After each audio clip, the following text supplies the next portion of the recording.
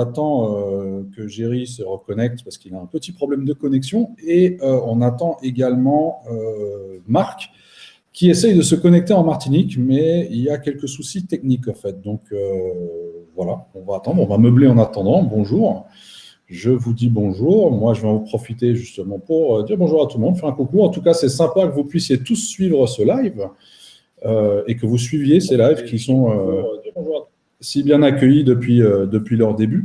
Donc ça, c'est plutôt sympa. En tout cas, c'est sympa que vous puissiez tous. Donc voilà, je vous propose qu'on attende un peu. Je vois qu'il y a déjà pas mal de gens qui sont connectés. Voilà, je vais lire vos questions en même temps. Quelle pépite Saint-James sera sous notre sapin cette année? Ça, on verra. Hein. Je pense qu'on n'y est pas encore. Jean-Louis, bonjour Jean-Louis. Raymond, Stéphane. Stéphane, prêt? Bonjour Marc. Marc n'est pas encore là. On va attendre encore un peu. Hein. Qui se connecte? Voilà. Donc, bonjour. Je crois que j'ai soif. Ouais, moi aussi, ça commence à venir. Bonjour Simon-Pierre, Maxime, Rajiv qui nous suit tous les jours à ce que je vois. Ça, c'est plutôt cool. Donc, n'hésitez pas, profitez-en en même temps pour nous dire ce que vous pensez des différents lives qu'on a fait depuis le début et puis ceux qui sont programmés aussi pour la suite, là, maintenant, parce qu'il va y en avoir encore. Et on vous réserve quelques surprises qui vont être annoncées dans les prochains jours. Donc, ça aussi, c'est plutôt sympa. Vous allez voir, il y a vraiment des invités sympas qui vont nous rejoindre déjà encore aujourd'hui, demain et puis toute la semaine prochaine. Toute la semaine prochaine est prête. Donc, voilà. On a... bonjour des Pays-Bas, bonjour Nils. Laurent Cuvier, coucou. C'est Saint-James uniquement où on peut poser des questions au président de l'AOC. Laurent, tu poses les questions que tu veux. Président de l'AOC, etc. Tout est possible. Tout est possible. Alors, j'essaye de gérer les soucis techniques en même temps que vous. Hein. Donc, voilà. On essaye de gérer tout ça. C'est pas évident, il faut être multitâche, apparemment. Donc voilà.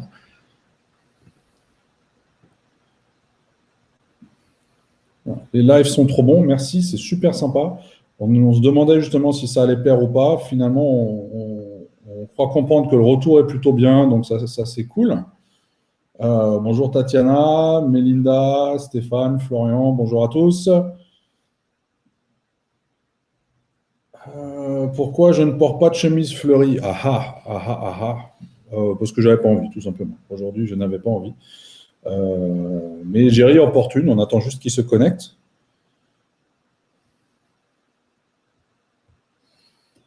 Voilà, bonjour, génial les lives, très diversifiés. On essaye justement de diversifier, je veux dire, c'est la confrérie du Rhum, donc du coup, on essaye de représenter le Rhum dans sa globalité, disons. Hein. Donc, voilà, et puis, avec ce qui vient, donc lundi, on aura un atelier Rhum-Cigare, justement. On va un peu parler des accompagnements du Rhum, justement. Et les cigares sont souvent pris dans ces conditions-là. Avec Steve de la Civette du Palais Royal, mardi, émission un peu particulière avec un single cast en direct, ça va être plutôt cool avec Laurent justement, Roger Caroni et puis Jerry, s'il arrive à se connecter bien évidemment, parce que ça n'a pas l'air gagné. Donc voilà. Il y a quelqu'un qui me dit qu'il n'a pas l'image, le nouveau format est vraiment super. Oui, c'est-à-dire qu'on a un peu changé de format parce qu'on s'est dit que ce serait peut-être plus simple de travailler ainsi.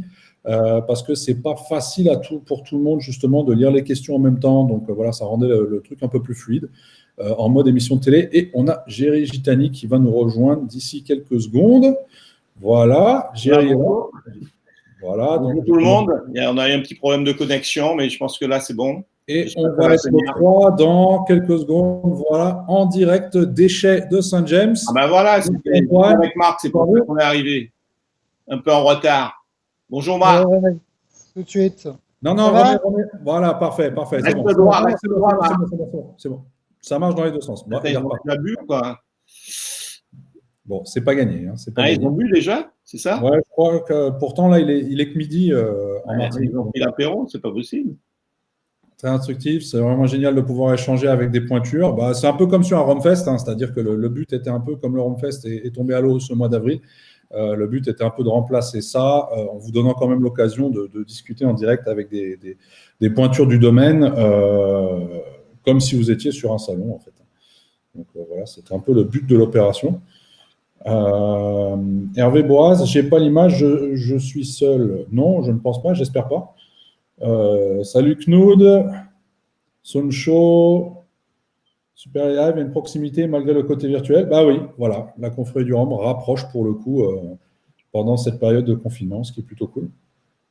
Merci pour être instructif. Grand merci pour les lives. Les singlecasts et tout ce que vous faites, c'est super sympa, Jérémy. Merci à toi. Maxime Leroy, écran noir. À ceux qui n'arrivent pas à nous voir, je vous conseille éventuellement de recharger votre page. Ça peut peut-être aider. Voilà. Ah, ils reviennent. Voilà, en 3, 2, 1. Voilà, voilà. On y arrive. On y arrive. Alors, si tu veux, tu peux tourner dans l'autre sens. Les deux fonctionnent. C'est comme tu veux. Non, parce que dans l'autre sens, c'est justement ça a coupé. Ah, ok. Bon, bah, on reste comme ça, on ne touche plus à rien. Ça va? Je suis désolé. Ouais, ça va et vous? Ça va, ça va. Le confinement n'est pas trop dur? Bah écoute, on fait avec. Désolé du retard parce qu'on a eu des petits soucis. Il fallait aider les pompiers sur un gel et puis voilà. Donc désolé du léger retard. Voilà. C'est pas grave, ça arrive. Grave. Donc, on a avec nous donc Marc, œnologue, maître de chai de la distillerie Saint-James, et également président de l'AOC. Alors, on nous a déjà posé la question, est-ce qu'il s'adresse aujourd'hui que pour Saint-James ou est-ce qu'on peut te poser des questions sur l'AOC aussi? Bon, on peut faire pour les deux. Y a pas de problème. On peut faire les deux? Ouais. Ça va, ça va. Alors, pour ceux qui ne te connaissent pas, est-ce que... Sur tous les rhums AOC, donc, Marc. Oui. Sur tous les rhums AOC, on peut te poser des questions. Je répondrai en tant que président de l'AOC, oui. D'accord, ça va, très bien. Ouais. Alors, pour ceux qui ne te connaissent pas, est-ce que tu peux te présenter rapidement? Oh, bah, je suis un beau bébé, non? Non, donc Oui. Marc Tessier, je ne sais pas présenter comment. C'est-à-dire Ta que je suis formation, Ah, formation, ben, à la base, je suis ingénieur agro, œnologue, et je suis arrivé ici pour le service militaire, et je suis resté dans la canne, et je suis là en Martinique depuis plus de 21 ans, et je suis chez Saint James depuis plus de 17 ans. Voilà, et je suis président, donc j'étais aussi président de l'AOC depuis 2017, quand Madame Nesson a laissé la place, et puis j'ai quelques autres présidences, mais ça, on s'en fout. Voilà. alors avant de commencer de parler de rhum, Marc, je voulais te poser une question par rapport à la crise sur le Covid. Est-ce que pour la récolte des manuels, ça pose un problème parce que j'ai lu que les travailleurs de Sainte-Lucie n'étaient pas autorisés à entrer à la Martinique. Est-ce que ça pose vraiment un problème?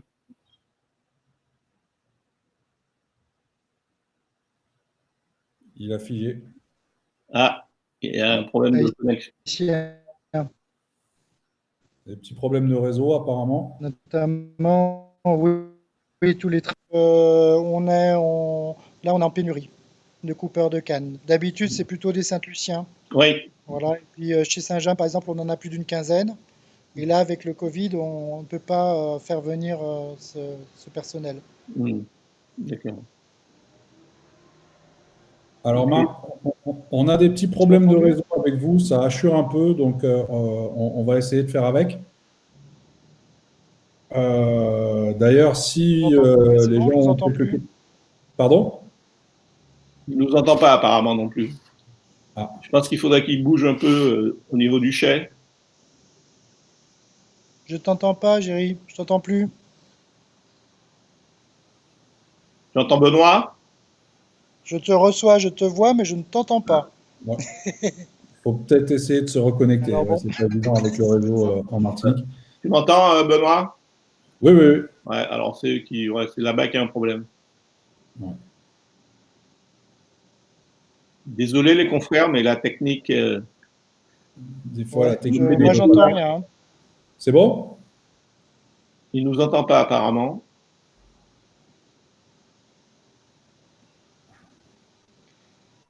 Je ne sais pas comment on fait. Nous, on t'entend, mais. Ouais. Vous m'entendez? Oui. Ouais. Alors, essaye de parler plus fort, j'entends un fond, vas-y. Ouais, bah on parle normalement, donc on Il va. faut recharger la page. Ouais, Ouais, gentil, mais je sais pas comment faire. bon, on va essayer. On s'excuse déjà auprès des confrères. Comme vous vous en doutez, au niveau du réseau sur place, c'est pas évident dans les chais. Étant un peu éloigné de toute borne Wi-Fi. Ah, bah voilà, il revient. D'avoir rappelé.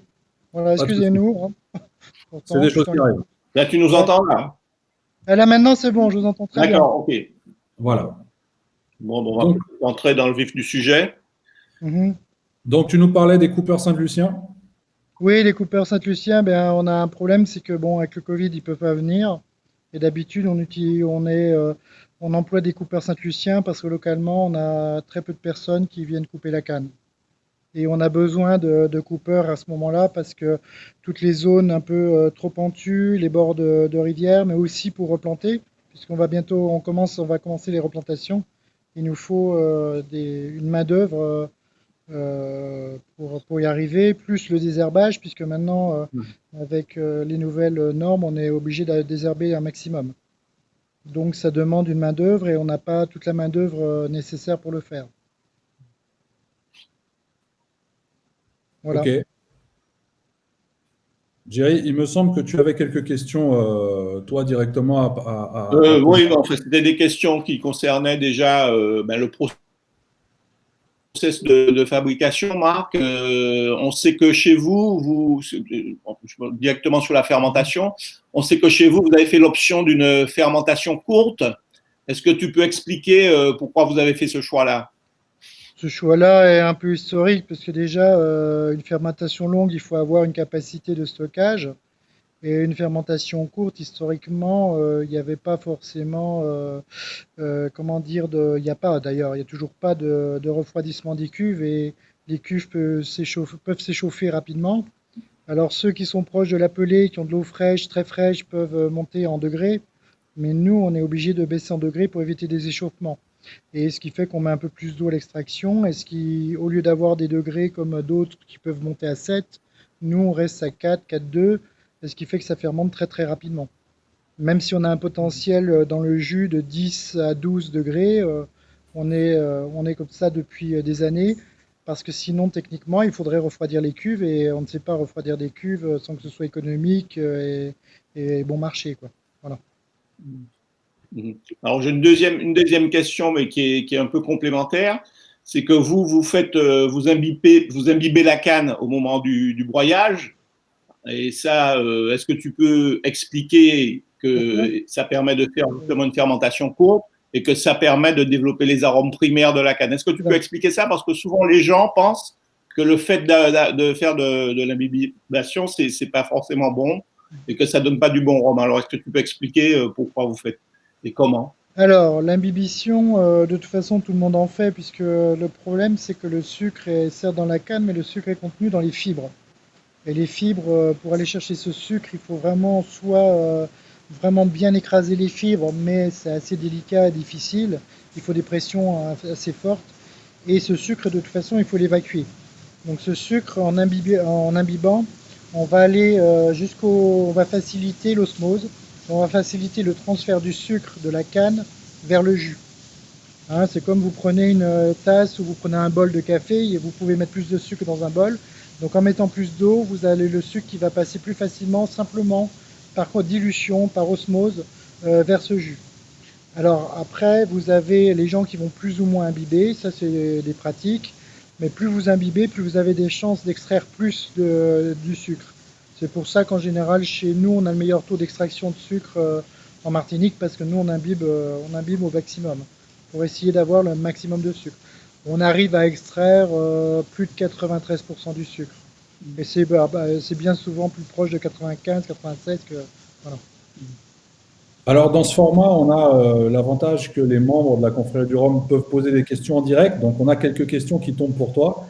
On a tout d'abord Laurent Cuvier qui nous demande, enfin qui dit: coucou Marc, après les brutes de fût de chez Bali, 98, 99 et 2000, est-ce qu'il y a la volonté de sortir des bouteilles sur le même cahier des charges chez Saint James? C'est-à-dire même cahier des charges des brutes, c'est ça, si on entend bien? Je suppose. Oui, c'est ça, les brutes, oui. Donc, les brutes de fût, chez Bali, c'est plus simple parce que Bali a quand même des notes fruitées, des notes de rondeur, notamment par le chêne français. Donc, et alors que Saint-James est plutôt sur du torréfié et déjà un rhum chaleureux. Donc, je peux vous dire que les brutes de Saint-James sont assez difficiles en général. Et on ne fera pas toutes les années en Saint-James parce que ça peut être délicat. Mais on a déjà, c'est une possibilité qui est envisagée. On a déjà des petits millésimes qui sont prêts pour ça. Oui, Ouais, puis il y a déjà eu finalement des brutes de fût oui, Saint-James qui sont sorties. oui, notamment pour la confrérie du Rhum. Voilà. Le fameux Une deuxième question qui nous vient de Letty Mathieu qui demande si il y a des projets de Mathieu. bio ou d'agriculture raisonnée en cours. Je peux pas tout dire, mais de toute façon, on va y passer à terme. Écoutez, soyez patient, c'est comme tout, il faut être patient. Mais pose-moi la question d'aparté, Mathieu, je te répondrai. Voilà. Sinon, on nous demande également quelle référence de canne utilise Saint-James dans ses cuvées et le ramassage est-il à la machine ou manuel? Au ramassage à la main, il n'y en a plus beaucoup, hein, faut pas se leurrer. Parce que couver des coupeurs à la main, c'est donc très difficile. Après, ramasser à la main, c'est encore beaucoup plus de manipulation en plus. Et alors, il y a un avantage à ramasser à la main, c'est que votre canne va être plus intègre, puisque votre canne va être longue et avec une canne longue, vous pourrez la garder beaucoup plus longtemps. Mais si vous brûlez, il faut bien brûler parce qu'il ne faut pas atteindre plus que la couche de cire qui protège à l'extérieur. Normalement, une canne brûlée, vous passez la main dessus, vous retombez sur la couche de cire. Et donc, elle garde son intégrité. Par contre, c'est beaucoup de manipulation, ça prend beaucoup de place dans les chariots. Un chariot de canne longue va faire 4-5 tonnes contre un chariot de machine va faire 8 tonnes. Donc ça veut dire plus de manipulation. C'est aussi alors ça c'est aussi un autre problème, c'est que vos cannes vont être posées au sol, il faudra les ramasser. Et en ramassant les cannes, souvent c'est avec un canne loader, c'est-à-dire une pince à sucre, enfin plus ou moins un crochet. Et à ce moment-là, vous pourrez prendre du non-canne. Et ça, c'est souvent une source de problème en fermentation, le non-canne. Vous allez prendre les herbes qui traînent, vous allez prendre tout ce qui pourrait avoir au sol, voire un peu de terre et tout, notamment quand vous allez rouler avec les tracteurs, la projection de terre est plus facile sur des cannes grande longueur. À la machine, vous n'avez pas ce problème-là puisque la canne ne touche pas le sol. Par contre, la canne est récoltée. Excusez-nous, c'est le rappel qui sonne derrière. La canne est récoltée donc sans toucher le sol. Donc là-dessus, on a un avantage, c'est que le taux d'impureté ou de non-canne est moindre. Par contre, la canne étant découpée en petits morceaux et souvent un peu éclatée du fait des lames, vous ne pouvez pas garder cette canne très longtemps. Autant la canne longue, on peut garder 3-4 jours, sachant qu'attention, on n'est pas en sucrerie, hein. En 3-4 jours, vous avez presque tout le saccharose qui a été transformé en glucose et fructose. Mais nous, les levures, comme quoi on fait de l'alcool, c'est les levures avec leurs enzymes qui vont récupérer, alors qu'en sucrerie, ce serait de très mauvaise qualité.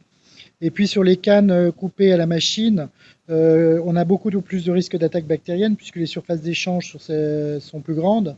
Et à ce moment-là, pas plus de 48 heures.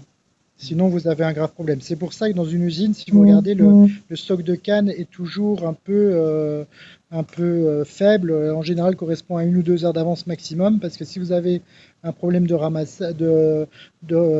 d'usine, il faut pouvoir ne pas trop stocker de cannes pour ne pas abîmer ces cannes et ne pas les voir perdre. Ça vous laisse le temps de réparer, quoi. Alors, on a Laurent qui revient sur le sujet de l'imbibition, justement, et qui nous dit on voit certaines distilleries qui n'imbibent pas leur canne, cependant en Asie du Sud-Est et par exemple aux États-Unis. Est-ce que cette imbibition ne dilue pas le jus, ce qui aura un impact sur la fermentation? Il y en a qui pratiquent pas l'imbibition, c'est que c'est un choix, mais ils vont laisser quelques pourcentages de sucre et donc ils vont rester plus sur un jus de sucre que sur un jus de canne. Après, ça peut être un choix, mais après, j'espère pour eux qu'ils brûlent pas la canne dans leur chaudière, parce que là, ils vont faire de la vitrification, ils vont faire du verre, quoi. Et ils risquent de perdre très rapidement leur chaudière. Maintenant, une époque, faut pas oublier qu'il y a plus d'un siècle, on n'extrayait même pas 60-65% du sucre, donc le reste, on le donnait aux animaux pour manger, quoi. Maintenant, surtout dépend de l'usage qu'ils ont, quoi. Mais ça serait gâché, c'est dommage. En complément à ça, on a vu que certaines distilleries imbibent leur canne également au petit jus et pas à l'eau. Qu'est-ce que tu en Alors, penses? le premier moulin est en général au petit jus. Mhm. C'est-à-dire les petits jus qu'on récupère, on les repasse normalement, c'est traditionnel en Martinique de les repasser au premier moulin. Par contre, les autres moulins, c'est à l'eau. Et pour revenir Ça sur la évite canne. d'ailleurs de mettre trop d'imbibition. Parce Mhm. que c'est vrai que si vous diluez trop, ben après vous avez non seulement des volumes, vous allez fabriquer des volumes, vous allez avoir peu de degrés, et plus votre degré sera bas, moins vos levures vont être actives dans le temps, et plus vous avez de chances qu'il y ait une surfermentation après et des dérives bactériennes. Ce Ouais. qu'il faut, c'est maîtriser votre flore. Alors, il y a plusieurs méthodes pour maîtriser la flore, mais notamment, il faut que votre flore et vos levures, si vous êtes sur la levure, soient majoritaires. Les germes que vous avez choisis soient majoritaires. Sinon, vous prenez beaucoup de risques. Et pour revenir sur la question précédente, finalement, est-ce que tu peux nous dire quelles cannes sont utilisées pour les rhums Saint-James? Pour les runs de Saint James, on utilise les cannes qui y a actuellement en Martinique. Hein. C'est pas, on n'a pas de spécificité de canne. De toute façon, la canne, c'est pas, faut pas raisonner la canne comme un cépage. Hein, vous n'allez pas dire je veux telle canne à tel endroit, de telle façon, parce que votre canne ont été plusieurs centaines de fois la copie du même génome. Et Mhm. comme ça veut dire qu'elle a plusieurs centaines de fois la copie des mêmes chromosomes. Et en ayant ça, vous la mettez à un endroit, vous la plantez 2-3 km plus loin, votre canne sera complètement différente dans son expression. Et donc là, vous n'avez pas de porte-greffe comme dans la vigne. La vigne, c'est votre porte-greffe qui adapte votre variété au sol. Là, c'est en gros votre sol qui va choisir votre canne. Parce qu'un planteur va pas planter de la canne qui ne pousse pas autour de chez lui ou qui prend des maladies ou qui est toute rachitique ou voilà. Donc en général, c'est pour ça qu'on parle de bassin cannier aussi. On a des cannes qui sont liées à des zones de production. Alors autant il y a des cannes comme la B5992. Alors B59 ça veut dire Barbade. 959.92 c'est le 92e clone de 59, c'est son nom officiel. Autant elle est ubiquiste, c'est-à-dire qu'elle peut pousser un peu partout en Martinique, autant il y en a Mhm. d'autres, notamment des réunionnaises, qui sont adaptées à des climats différents. C'est pour ça d'ailleurs qu'il y a des variétés que vous trouverez que plutôt dans le sud, d'autres plutôt dans le nord, et même dans ces coins-là, tout dépend donc du climat, parce que votre climat va conditionner votre sol, et donc votre sol, en fonction de cela, votre canne à sucre va avoir une expression différente selon l'endroit. Oui, alors vous faites pas effectivement de monovariétal, donc. Par contre, Marc, vous sélectionnez quand même les cannes en fonction de je vais dire de leur état, puisque pour faire le fleur de canne, explique-nous que vous faites une sélection sur des cannes qui ont été un peu stressées. Donc, Alors, dis-nous comment vous faites. disons que fleur de canne est un produit qui est un peu particulier parce que nous, donc en Martinique, on est sur la côte atlantique et les nuages arrivent par la côte atlantique. Et ce qui fait que pour passer la montagne Pelée notamment, plus les bandes du sud, doivent perdre leur eau parce qu'on appelle un effet fun.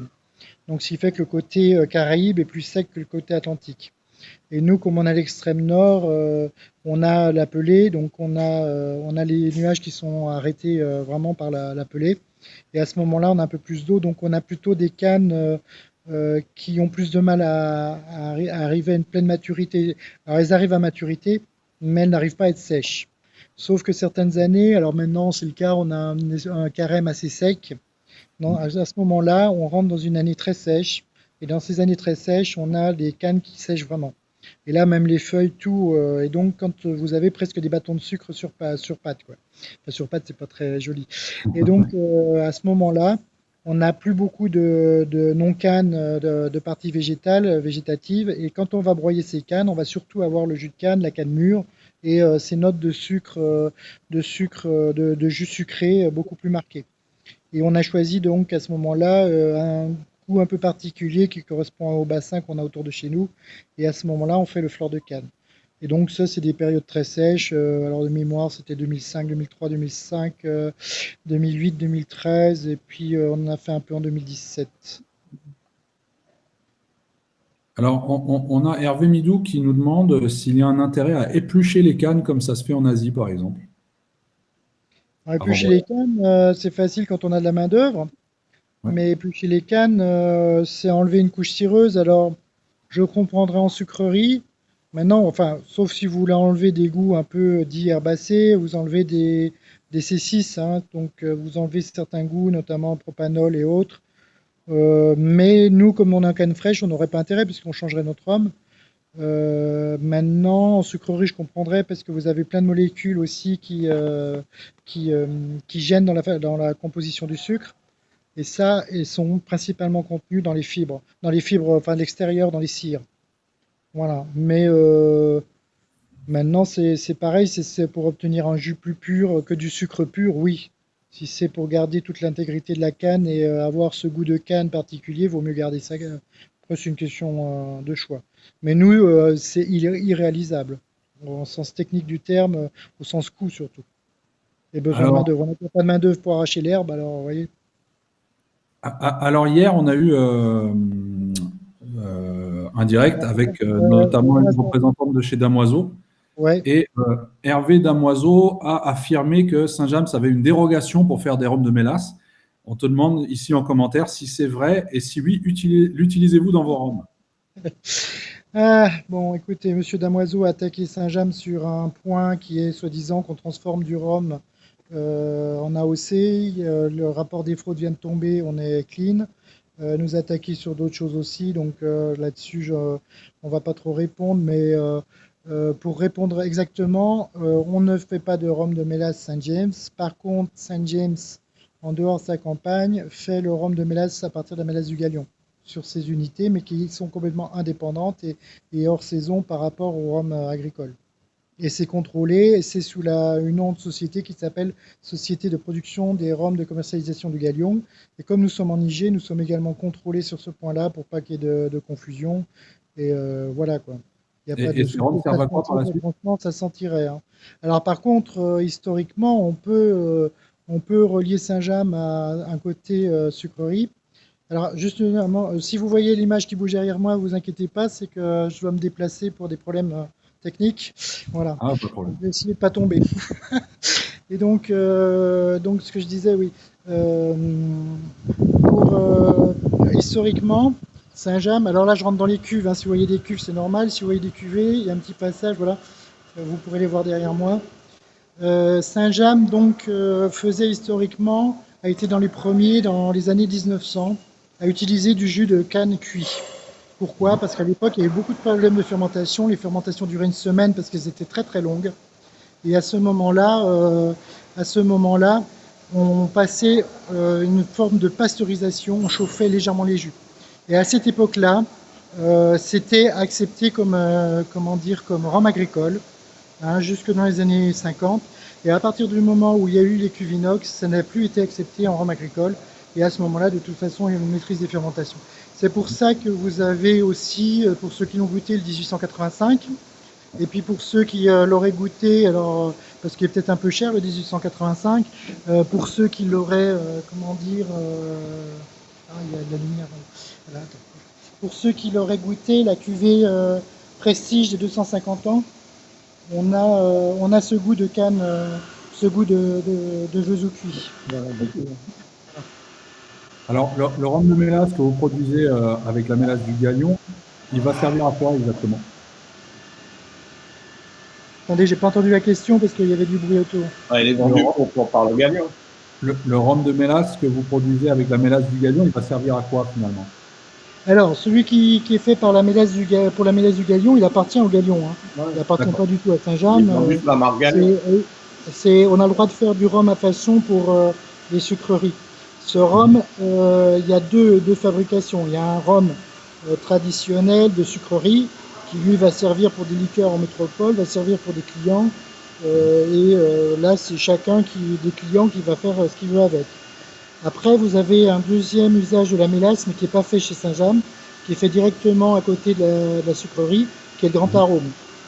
Et ça, c'est le grand arôme de Martinique. C'est très caractéristique et spécifique. Et ça, c'est fait par une fermentation longue, en présence de vinasse, pour empêcher la fermentation d'aller trop vite. En général, c'est ce qu'on appelle une surfermentation. C'est une deuxième fermentation sur une fabrication d'alcool qui va vous donner des arômes très très puissants et plus de 800 grammes de TNA. Donc l'autre jour j'ai entendu 1000, c'est pas 1000, la règle c'est 800 dont plus de 500 de non-alcool. Alors qu'un rhum traditionnel classique, c'est pas 230, mais 225 grammes de TNA, de non-alcool. Alors, chez Saint-James, vous êtes, pour parler plus de vieillissement, vous êtes connu pour vieillir essentiellement dans des fûts de Bourbon. Est-ce que vous utilisez d'autres types de bois également? Côte d'Ivoire. Chez Saint-James, vous êtes essentiellement connu pour vieillir dans des fûts d'ex-Bourbon. Est-ce que vous utilisez d'autres types de bois également? Alors, dans les fûts de Bourbon, ça c'est historique, hein, puisque le Bourbon, il faut rappeler que donc, la loi de prohibition il était interdit de réutiliser pour le vieillissement les fûts de Bourbon. Donc ça, on avait une facilité d'accès aux fûts de Bourbon, et Saint-James, ayant été le plus ancien à faire vieillir, à utiliser le fût de Bourbon. À côté, vous avez Bali, et Bali, historiquement, est celui aussi qui a ramené la barrique, plus précisément certains types de barriques en Martinique. Et là, par exemple, pour Bali, on utilise plutôt des barriques de cognac ou d'armagnac et de chêne français. Mais chez Saint-James même, on a aussi des fûts de Porto, quelques fûts de Porto, on a enfin, ce qu'on appelle des pipes, quoi. Et on a aussi quelques fûts de neufs aussi, ce qui est une maîtrise particulière. Faut être vraiment précautionneux dans ce cas-là. Et ça nous permet d'avoir des goûts et de jouer sur des nuances différentes. Alors, les chais de Saint-James sont assez impressionnants. Est-ce que tu peux dire à peu près le nombre de fûts que Saint-James possède? Alors actuellement, combien on a de fûts? On a 15 278 fûts, pour être exact au fût près. Alors là où j'étais tout à l'heure, à côté de moi, il y avait encore des fûts de 99, quelques fûts de 98, mais ça c'est encore pour autre chose. On fait des tests de très long vieillissement, mais c'est pas encore,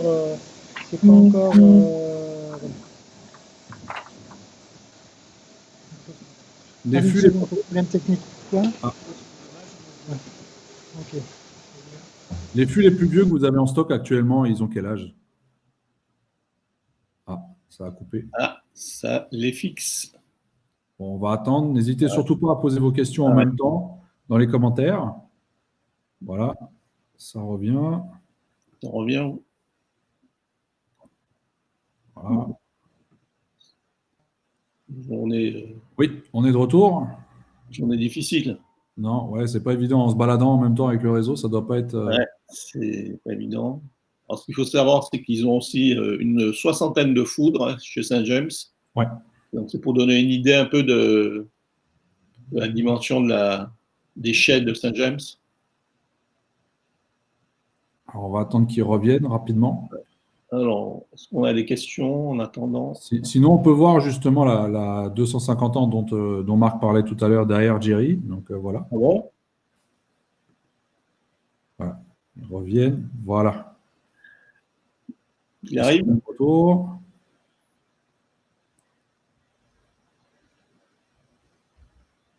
Non. Non. Non. On a un problème.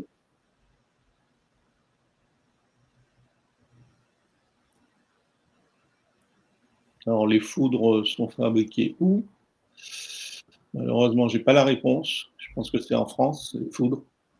Je ne sais pas quelle tonnellerie. Si Marc revient, il pourra peut-être nous répondre à ce sujet. Voilà, on voit bien vos questions qui arrivent. Merci en tout cas d'être là et de poser autant de questions. On va essayer d'y répondre si le réseau de leur côté peut peut-être changer ça. Ouais.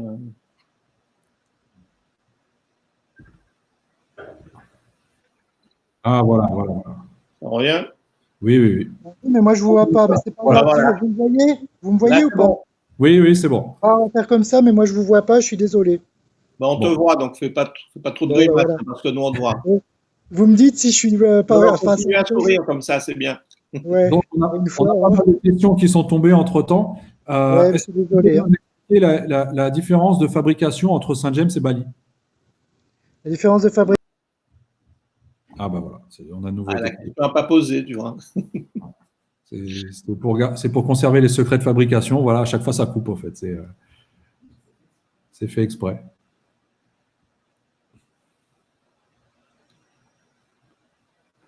Comme quoi, il faut un bon réseau pour faire ce genre de choses, qui n'est pas toujours évident. Alors, il pleut dans le sud, est-ce qu'à Sainte-Marie, c'est un peu... On dit que c'est la faute du tombolo, tiens.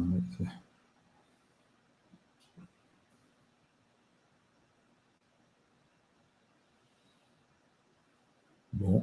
Alors, est-ce que le Grand Arôme a encore un marché? Oui, tout à fait. Voilà, on va Ouais, y arriver. Hein. c'est bon. On va y arriver. Marc, tu Alors, nous on te entends? voit, là, maintenant. Oui, moi je vous entends, je vous entendais, moi. Je vous voyais Voilà, pas, mais je vous entendais. on Ah, te d'accord. voit. On ne t'entendait plus et on ne te voyait plus. Et moi je Donc, t'entendais parler du tombolo. différentes différences de fabrication entre Bali et Saint James. Alors Bali et Saint James, Bali déjà donc correspond en goût à un rhum fruité et de canne mûre. Donc on le produit dans la période du mois de mai, hein, mai-juin, la période la plus sèche. Et c'est des petits volumes, donc on fait surtout de la sélection aromatique, c'est-à-dire on sait qu'à tel moment, sur tel type de parcelle, enfin telle zone géographique plutôt que tel type de parcelle, on va avoir des goûts de canne plutôt sur des fruits, certains fruits, avec des fermentations, ou parfois on peut aussi changer la levure, mais ça c'est autre chose. Et là on a des rhums fruités et on les réserve pour Bali. Ça c'est pour le Bali blanc. La deuxième partie, c'est que on a après donc la mise en fût, et dans la mise en fût, Bali va avoir plus de chênes français, des fûts un peu plus vieux sur certaines fois, et ce qui fait apporter des notes plus suaves, et ce qui va permettre de garder le fruité sans trop le transformer et nous donner des choses complètement différentes. Alors que Saint-James, en étant des fûts de Bourbon, va plutôt prendre des notes de torréfaction, va plutôt être chaleureux et extraire ce côté torréfaction que vous n'aurez pas de manière aussi nette chez Bali, où là le marqueur principal sera le fruité. Alors pendant la coupure, je disais que vous aviez aussi une soixantaine de foudres, et il y avait une question, où sont fabriquées vos foudres? Alors, nos foudres, on en a 63. Ils sont en chêne français. Ils sont fabriqués, donc ils étaient Sogamoro, du temps on était Cointreau, et puis maintenant on est encore chez Sogamoro. Et on fait réviser à peu près un tiers des foudres tous les ans, parce que c'est pas des foudres qu'on garde comme ça, il y a des fuites, il y a des foudres aussi où l'extraction n'est plus la même, donc il faut les reponcer, il faut les retravailler, et à ce moment-là, on va perdre en épaisseur, mais au départ, ils font près de au moins 5 cm, donc il y a de la marge. Et cette extraction-là est vraiment particulière. Mais en général, ce sont des foudres qui ont toujours du rhum tout le temps, sauf ceux qui sont en révision tous les ans. Alors, tout à l'heure, tu nous disais que vous aviez également quelques fûts de Porto. On nous demande justement à quoi ils servent et s'il y a des finishes d'envisager. Alors les fûts de Porto, il y a longtemps qu'on s'en sert. Si vous avez connu les débuts de la cuvée 1765 il y a quelques années, c'était le goût fruité très particulier à l'intérieur et vraiment lié au fût de Porto. Alors on ne fait pas de finish puisque c'est une politique actuelle qui est plutôt ma politique. Maintenant, je ne sais pas, peut-être ça évoluera. De toute façon, le finish, premièrement, n'est pas encore réglementé. On est en cours de réglementation. Il y a un décret qui va paraître au niveau français, mais après, il faudra le faire inscrire au niveau européen. Et donc le finish, après, il y a plusieurs définitions. Donc la définition est en cours d'élaboration par l'Institut national des appellations d'origine. Le finish, moi, c'est pas que le finish je n'ai rien contre le finish pour ceux qui en font, mais pour moi, je vais pas acheter. Quand je vais acheter un rhum, c'est pour boire un rhum. Quand je vais acheter un whisky, c'est pour boire un whisky. Si c'est pour boire un Porto, si c'est pour boire autre chose. C'est pour ça qu'il y a finish et finish. Il y a des très bons finishes où vous avez à peine l'arôme de l'autre eau de vie. Et ça, pour moi, il n'y a même pas besoin d'appeler ça finish. Normalement, c'est une diversité au sein. Et quand ça sent une autre eau de vie, je suis un peu gêné. Mais ça, c'est un goût personnel. Hein. C'est le président aussi qui parle. Non, j'ai bien dit personnel. J'ai bien dit. Et là, en AOC, là, je signe demain une demande officielle pour qu'on puisse faire les finishes tant en IG qu'en AOC. Voilà. Ok. Alors, on a une question. De la profession quand même. Donc, voilà. il y a une Même ouverture. si les m'ont refusé, souvent pour les mêmes motifs que je vous ai évoqués, dans le rhum, il a été demandé de pouvoir garder cette opportunité. Alors, il y a une question qui t'est posée directement. Marc, tu parles beaucoup de tradition et de dimension historique des manières de faire chez Saint-James. Où se situe l'innovation s'il y en a? Et y a-t-il des expériences en cours? Alors, l'innovation, on en fait, parce que techniquement, on en fait toujours, hein, en général, Saint-James est même à la pointe au niveau de certains trucs, mais ça dépend où on met l'innovation. Est-ce qu'on la met Ah, Ouais, ça a bloqué à nouveau. encore un blocage. Ouais. Ouais, ça a bloqué. On va attendre qu'il revienne. Ça va peut-être revenir. Bon, bah, comme vous l'aurez compris, aujourd'hui, le live n'est vraiment pas évident. Bon, ben, comme il y a une petite coupure, pour ceux qui veulent en savoir beaucoup plus sur Saint-James, je leur recommande le livre qu'a écrit justement Marc Sassier, hein, co-rédigé avec Jean-Louis Donnedieu. Et donc, c'est un bouquin dans lequel il y a énormément d'informations donc sur les processus de fabrication de vieillissement, mais aussi sur tout ce qui est historique. Hein, et c'est vraiment très intéressant. Je vous le recommande. Il est revenu et il est reparti aussi vite qu'il est revenu. Oui, il nous a fait une brève apparition, mais c'est compliqué.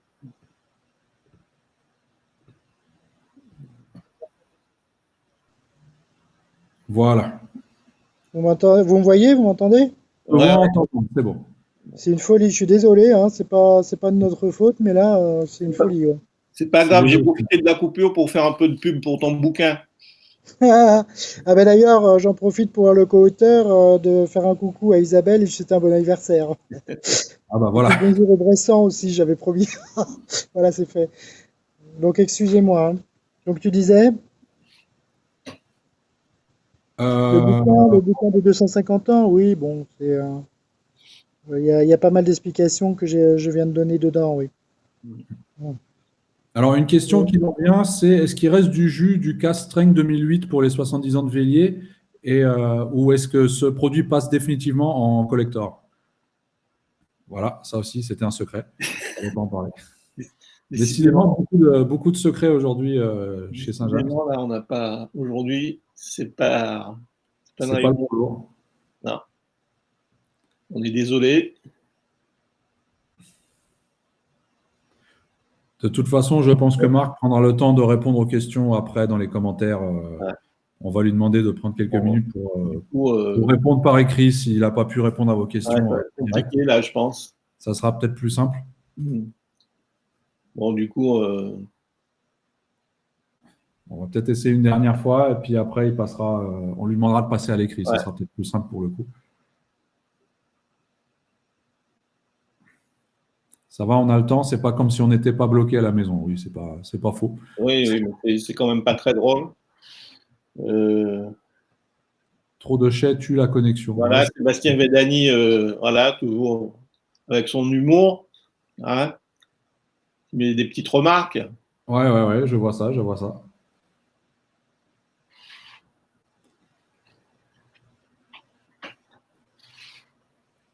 Non, bon, c'est pas grave. Je pense que dans ce cas-là, on va arrêter là. Et puis, Marc viendra peut-être. Moi qui voulais lever mon verre à Marc, bon. Voilà. Donc, le revoilà. Ah. Ouais, je suis en train de me déplacer, j'essaie de gagner mon bureau, peut-être ça marchera mieux. Alors écoute Marc, ce qu'on te propose, c'est qu'on essaye une dernière fois. Et si ça ne va pas, tu pourras peut-être prendre quelques minutes pour répondre par écrit dans les commentaires. Bah écoutez, de toute façon, là, je rentre à mon bureau et de toute façon, on va essayer de mon ordi, ça devrait marcher beaucoup mieux. Ok. Bon, bah, on te donne quelques minutes alors et puis on attend que tu nous reviennes. Là, tant que je vous ai, on peut toujours essayer de répondre. Hein, vas-y. Ok. Donc, la question était s'il reste du 70 ans Bélier. Collector. Collector, voilà. Comme ça, vous avez votre réponse. C'est du collector. Donc, bon, là, on commande surtout ton mauvais réseau. Bon, ça, c'est le jeu. Hein. Ouais. Qu'est-ce que vous utilisez comme levure? Des levures boulangères ou indigènes? Ah non, pas de levure indigène, des levures de boulangerie. Nous, c'est une. Voilà, secret. Et donc, si vous voulez savoir les secrets de Saint-James, on vous conseille donc le livre de Marc Sassier que Jerry vous a présenté juste avant, où vous retrouvez toutes les informations que vous n'aurez pas eues pendant ce live. Voilà. Non, on va lui laisser quelques minutes, peut-être le temps d'aller dans son bureau pour le coup. Donc voilà, n'hésitez pas à poser vos questions. Puis voilà, Benoît, tu es taquin. Bah écoute, pourquoi pas, hein. En même temps, c'est de bonne guerre, pour une fois que c'est moi. Donc, on lit vos commentaires en même temps, ne vous inquiétez pas. Vous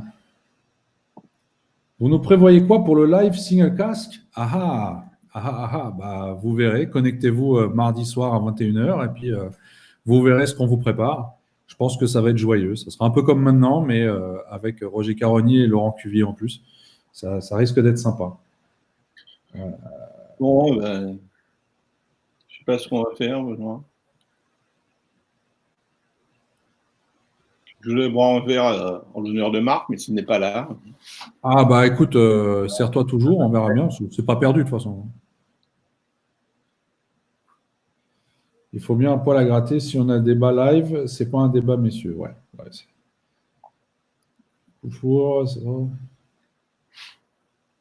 Et c'est trop bien, alors ça vaut le coup d'attendre. Mais oui, exactement, Knut, ça vaut le coup d'attendre. Donc, je vois que vous êtes 62 à attendre là pour l'instant, donc c'est plutôt bien. Merci de suivre ça aussi nombreux. Entracte musical, voilà, Stéphane. Entracte musical. Tiens, on va faire un truc. J'ai peut-être une idée. Attendez. On va demander à Stéphane s'il veut bien peut-être de nous rejoindre. Voilà, Stéphane, il va nous Stéphane, si tu es sur ton ordinateur. Stéphane, il va nous faire un cocktail en direct. C'est ça. Voilà. Non, mais peut-être qu'en Bretagne, la liaison n'est pas bonne non plus. Hein. En Bretagne? À la boule, ouais, ça sera peut-être pas évident. On va voir.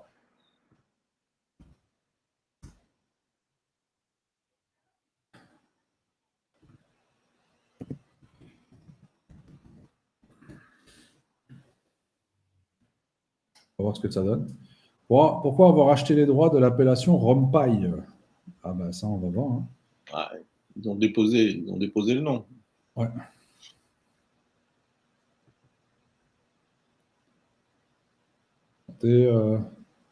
Montrez-nous vos bars en attendant. Ouais, bah vous voyez, vous avez un petit aperçu derrière nous, je pense. Ouais, que les cuvées confréries. C'est pour être dans le thème. Attendez. Ça devient intéressant. Ça devient intéressant. Alors Stéphane, il vient? Ou pas, on a l'impression qu'en Bretagne, il y a le même réseau qu'en Martinique. C'est bizarre quand même. Ça a failli marcher, Stéphane. Ça a failli marcher. Et il pleut aussi en Bretagne, Stéphane? J'ai l'impression, ouais. Bon, on va lui laisser une seconde chance.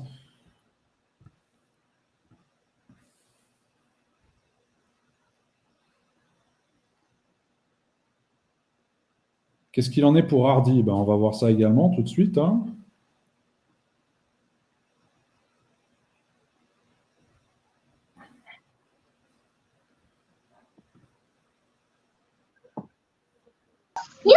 Monsieur Martin est avec nous, bonjour.